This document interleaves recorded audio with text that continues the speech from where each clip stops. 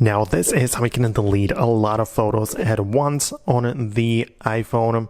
Let me show you how it works, and if you're new here, subscribe and we can get started. So we can get inside the gallery mode, right? And you might be in this view, or you might be even zoomed in like that, but the point is that we want to select as many as possible to manage our photos quickly, right? So I'm gonna zoom it out to this view. We cannot really make it go any further than that. Actually we can, but you can see that now it's kind of harder to select the photos, but essentially this mode is best for selecting. So you can click on select and just kind of like grab the photos and keep on selecting them.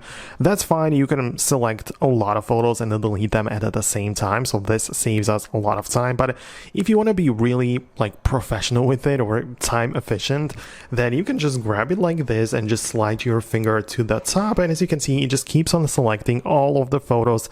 It scrolls automatically for you, and I'm just selecting all of the images, right? So I'm going to put it all the way to the top, and we now selected almost 400 items, which I can quickly delete with a click of a button. So that's how you can delete a lot of photos at once. You don't have to select them by tapping individually, and let alone just opening up the photo in full screen and tapping delete, because that would be like a really it would take a lot of time. So this is, I believe, a lot quicker and better to do, so that's something you can definitely do.